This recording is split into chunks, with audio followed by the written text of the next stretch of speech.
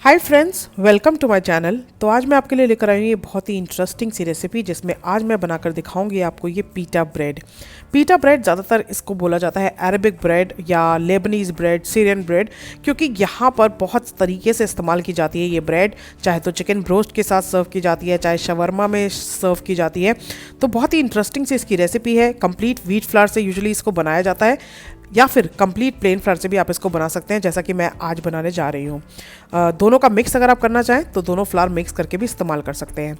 तो पहले हम ईस्ट को करेंगे फर्मेंट। तो मैंने लिया है एक बाउल में half tea spoon active dry east, जिसमें ऐड करा है ये 1 टीस्पून शुगर और 3/4 कप ल्यूक वार्म वाटर। पानी बहुत गर्म नहीं होना चाहिए, नहीं तो ईस्ट बिल्कुल भी डूम नहीं करेगा, यानी कि बिल्कुल फर्मेंट नहीं करेगा आपके आटे को। और बिल्कुल ठंडा भी नहीं होना चाहिए, तो बिल्कुल ल्यूक वार्म वाटर का इस्तेमाल करें। इसको मिक्स कर दिया है, 10-15 मिनट के लिए इसको बिल्कुल साइड में रख दें। और तब तक हम चलते हैं अब आटे की तरफ। तो मैंने एक डीप लाइन वेसल लिया है जिसमें मैं आटा अच्छे से गूंद सकूँ। तो 1 कप प्लेन फ्लावर ले लिया है और 1 कप इस तरीके से बाउल में साइड में रख दिया है। तो अब देखते हैं हमारी ईस्ट कितनी ब्लूम हुई है।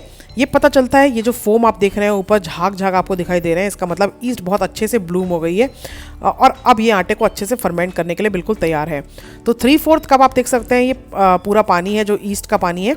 तो मैंने ये थोड़ा सा वेल सा बना लिया है, इसमें ये ऐड कर देते हैं वाटर। लेकिन क्योंकि पानी ज़्यादा है तो मैं कंप्लीटली पूरा पानी इसमें ऐड करूँगी ईस्ट का। साथ साथ थोड़ा सा मैदा जो मैंने अलग से साइड में रखा है वो मिक्स करती जा रही हूँ। और ये पानी इस तरीके से मैंने ऐड कर दिया है। इसीलिए डीप लाइन वेसल का इस्तेमाल करें ताकि अच्छे से आप इजीली आटे को गूंद पाएँ। तो मिक्स कर देते हैं ये पूरा ईस्ट वाटर आटे में अच्छे से।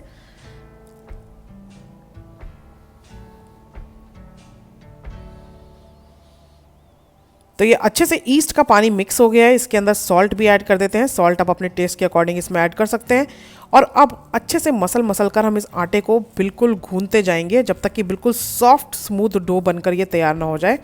तो ये 1/4 कप जो पानी बच गया था, जो मैंने ऐड नहीं करा था, उसको भी इसमें ऐड कर दिया है। और टोटल जो इसमें पानी मैंने इस्तेमाल करा है आटा लगाने में वो है 1 कप।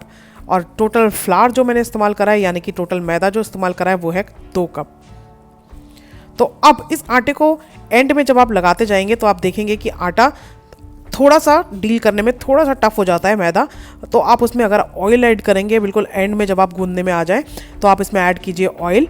मैं यहाँ पे कुकिंग ऑयल का इस्तेमाल कर रही हूँ, अगर आप चाहें तो ऑलिव ऑयल का इस्तेमाल कर सकते हैं, जो कि बहुत ही बढ़िया रहता है इस ब्रेड के लिए। तो मैं इसको शवरमा के लिए बना रही हूँ, इसलिए मैं यहाँ पे कुकिंग ऑयल सिंपली इस्तेमाल कर रही हूँ। और आप देख सकते हैं जैसे ही ऑयल लगा के आप इसको गूंदना शुरू करेंगे, सारा आटा आपके हाथ में से भी आ जाएगा। और जिस वेसल में आप इसको गूंद रहे होंगे उसमें भी बिल्कुल क्लीन हो जाएगा सारा आटा, क्योंकि ऑयल से बहुत ईजिली ये डील हो जाता है डो, और इसको गूंदना बहुत ही आसान हो जाता है। तो इस तरीके से ये आटा लगाकर तैयार कर लिया है। तो अब एक बाउल को ग्रीस करना है हमें, तो इसमें भी मैं कुकिंग ऑयल ऐड कर रही हूँ। टोटल जो कुकिंग ऑयल मैंने इस रेसिपी में इस्तेमाल करा है वो है 3 टेबलस्पून। 2 टेबलस्पून मैंने आटा लगाते हुए इस्तेमाल करा है और 1 टेबलस्पून ऑयल मैंने ये बाउल जो ग्रीस करा है उसमें इस्तेमाल करा है। तो अच्छे से आटे को ग्रीस कर दिया है बिल्कुल, ताकि ड्राई ना हो ये और अच्छे से फर्मेंट हो पाए। फर्मेंट का यहाँ पर मतलब है कि आटा आपका बिल्कुल डबल हो जाएगा साइज़ में। इसका मतलब ईस्ट ने परफेक्टली अपना काम किया है और आटे को वो बिल्कुल फुलाकर खमीर जो है अपना काम करेगी, तो डबल कर देगी साइज़ में। तो 2 घंटे बाद आप देख सकते हैं बिल्कुल डबल हो चुका है ये आटा साइज़ में, और यही निशानी है, यही पहचान है बिल्कुल बढ़िया फर्मेंटेड डो की। तो बिल्कुल रेडी है ये डो ब्रेड बनाने के लिए इससे। तो ये क्लिंग रैप मैंने हटा दिया है और अब इस डो को मैं पंच कर रही हूँ जेंटली, ताकि इसमें जितनी भी एयर ट्रैप्ड है वो बिल्कुल निकल जाए। तो ये आप देख सकते हैं। और अब इसको मैं निकालूंगी एक बिल्कुल फ्लैट क्लीन सरफेस पे। तो ये इस तरीके से इसको निकाल लेते हैं एक फ्लैट सरफेस पे। तो ड्राई फ्लावर से डस्ट कर लें आप जो भी सरफेस पे इसको निकालने वाले हैं, और उस तरीके से इसको हाथों की मदद से प्रेस करके इसको फ्लैट कर दें बिल्कुल। तो अब हम इसमें से कट करेंगे, और या फिर आप बोल सकते हैं इसको डिवाइड करेंगे इक्वल पार्ट्स में, ताकि हम इससे बाद में बना सकें डो बॉल्स, जिससे हम बनाएंगे पीटा ब्रेड। तो ये कटर की मदद से मैं इसको डिवाइड कर रही हूँ।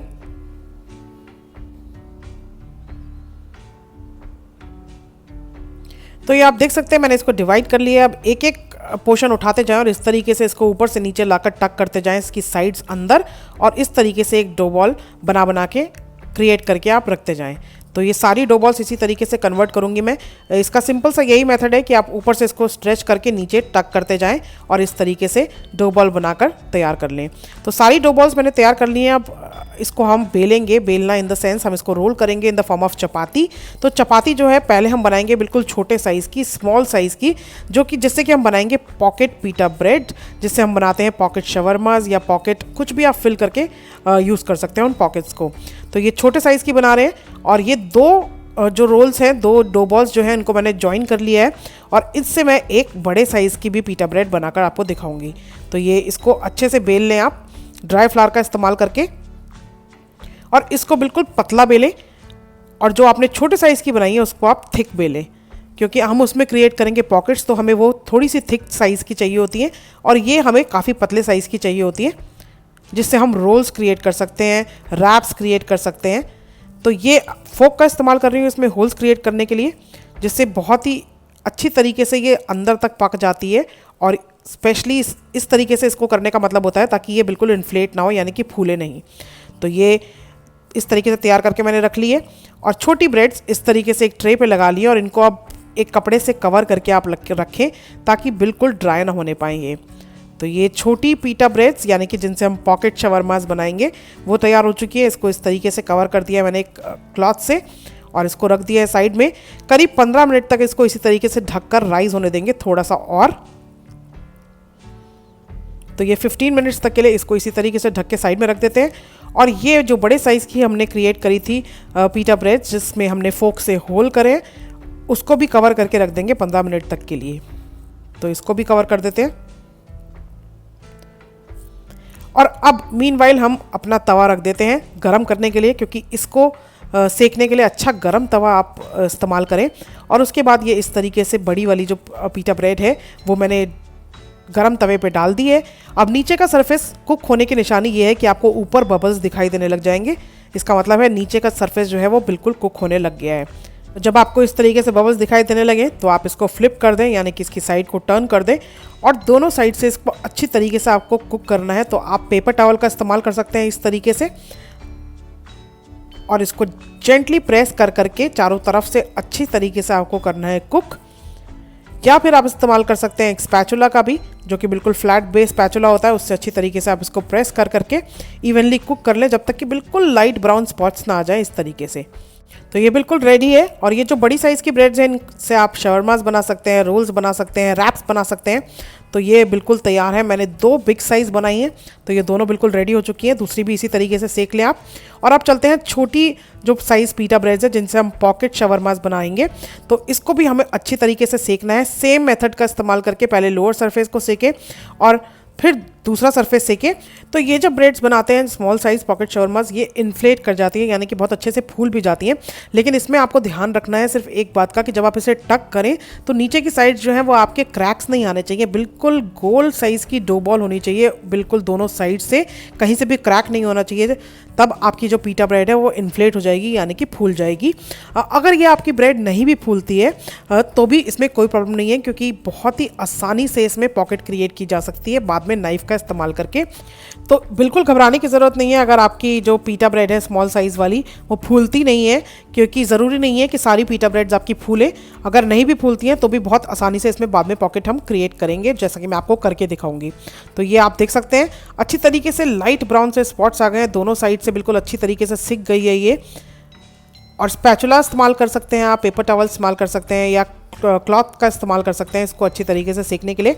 आप चाहें तो इसे बेक भी कर सकते हैं। अगर आप इसे बेक करना चाहते हैं तो उसकी रेसिपी भी मैं डेफिनेटली अपलोड करूंगी। अगर आप बेक की हुई पीटा ब्रेड देखना चाहते हैं तो ज़रूर लिखकर बताइए नीचे कमेंट सेक्शन में। तो ये बिल्कुल रेडी हो चुकी है पीटा ब्रेड।